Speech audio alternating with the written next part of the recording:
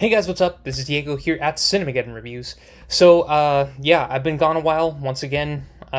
This time I've been busy with a bunch of film-related projects. I hope to tell you about some of them real soon, if they ever get finished, but we'll get to that.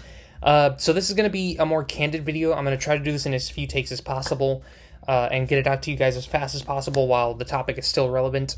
I'm here to talk to you guys about toxic fans and how they can ruin things for fandoms and casual viewers. I'm mainly referring to Cowboy Bebop. This is the live-action adaptation of the anime, which is available on Netflix. Just today, I heard that it got canceled after one season, and I was very disappointed. Sebastian and I both really enjoyed the live-action show. I think he's seen the anime. I haven't. I'm not really much of a fan of anime. That stuff just doesn't really appeal to me. It was not a perfect show. Just letting you guys know right off the bat. I did enjoy most of it. I think the only things I didn't like was the treatment of the villains. I just thought that they were a little over the top. And some of the stuff about the way it wraps up, I wasn't really a fan of. But otherwise, I still think it was really worth the watch. Mainly because the main three characters are just so great together. I mean, John Cho, Mustafa Shakir, and Daniela Pineda are both so great. I think this is some of their best performances that I've seen. From what I understand, fans of the original anime were very up in arms about a live-action adaptation of Cowboy Bebop. No surprise there. And understandably, the live-action adaptations of things in the past haven't turned out so well. A couple of examples I can think of are Dragon Ball Evolution, Speed Racer, and The Last Airbender, which Netflix, ironically, is also adapting into a live-action show until that inevitably gets canceled after one season. So from here on out, I'm going to be getting into some mild spoilers. This is still a candid video, so we'll see how that goes, but just expect spoilers from here on out. This is your only warning. If you haven't seen the show, please watch it. Don't listen to the hate that's been coming out recently. Just watch the show and make your own opinion. Okay, so speaking as someone who went into this with very low expectations and who was not familiar with the source material, I can definitely say that Cowboy Bebop did not deserve the amount of hate that it got. One particular thing I remember people were particularly up in arms about was the casting of Radical Ed and the cliffhanger that was left behind at the end of Season 1. People were not a fan of the casting, they were not a fan of the performance, and just in general, they were not a fan of how they treated that character. And look, to be honest, I did think that the performance by Eden Perkins was a little over the top, but from what I understand, the character is over the top in nature, so I guess from a character like that, you would expect something a little bit like that. I also did some research, and this is Eden Perkins' only IMDb credit, and the amount of hate that they're getting is outrageous and uncalled for, quite frankly.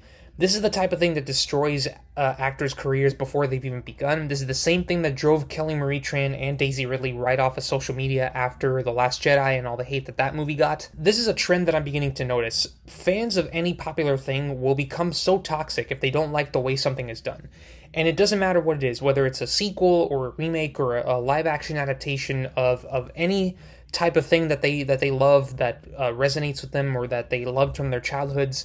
They'll destroy that very thing that they protect so fiercely, and it's ruining the things that we love. After The Last Jedi came out and the hate that movie got, a bunch of filmmakers came together and said, look, we don't want to make any Star Wars movies anymore, we're not interested, and admittedly, it's not just because of Kathleen Kennedy, who has a lot of blame to share for the hate that Star Wars has gotten in recent years. It's also because the fans have just become so volatile that it just takes the fun out of everything. These people become so irrationally passionate about these things that they're basically just holding a gun to filmmakers and artists and anyone who tries to contribute something and say this: look, you can make a Star Wars movie however you want. Just make it exactly the way that we want it, but you gotta make it different from other Star Wars movies. But similar to the original trilogy, but also exactly the same so that we're happy. But don't be exactly the same because otherwise we won't like it.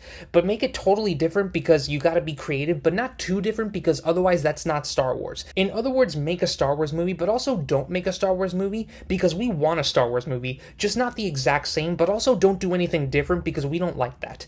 And remember, if it doesn't meet our astronomically high expectations, we're never watching any of your movies ever again, no matter how good your next project is. Yeah, I'm absolutely ranting right now, but I'm not just angry, you guys, I'm actually tired. Because this keeps happening, and it needs to stop. Sebastian is a huge anime fan, and he loved the live-action Cowboy Bebop show, and he's really sad that it got canceled, and so am I, and I don't even like anime. And look, looking from the outside in, I could see that there was a lot of stuff that fans weren't on board with from the beginning, And it's understandable if you went into this hoping to like it and you were disappointed. But when an artist or a group of artists comes out and sets out to make something, they have a vision and they have an end goal in mind. And it's stuff that the audience, the people that they're making this stuff for, can't see it. And we just got to trust in that vision and try not to set our expectations too high, because that is possible, and go in with an open mind. Because even if it's not loyal to the source material, we might still really enjoy it. I honestly don't know what changes they made from the original anime, or what stuff people didn't like that they maybe shouldn't have changed, but I really liked Cowboy Bebop. I'm really sad that it's been canceled. I hope folks at Netflix change their minds. The people who hated it don't speak for everyone. They certainly don't speak for me or for Sebastian. If anybody from Netflix by any chance is watching this video, please, I implore you, please bring back Cowboy Bebop. It has an audience, it has fans, and we want to see more. Whew. Okay, got that off my chest. I can't believe it actually took this for me to get back on this channel.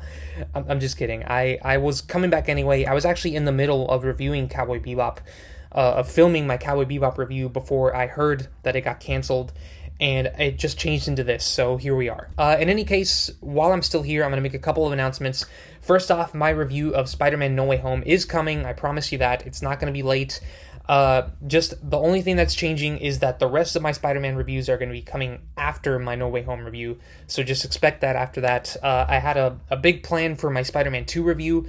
I'm not going to spoil what it is, but be very excited for what's coming next. And finally, I think I'm going to be able to do this by the end of the year. If not, I expect it early next year. But I'm doing a top 10 countdown of my favorite films of 2021. So be sure to let me know in the comments what your favorite films are from 2021. And look forward to that video very soon. As always, be sure to like this video and subscribe. Follow us on Facebook and Twitter. And please support our Patreon. We really appreciate that. Thank you guys so much for watching. This is Diego for Cinemageddon Reviews. And I'll see you on the Wasteland.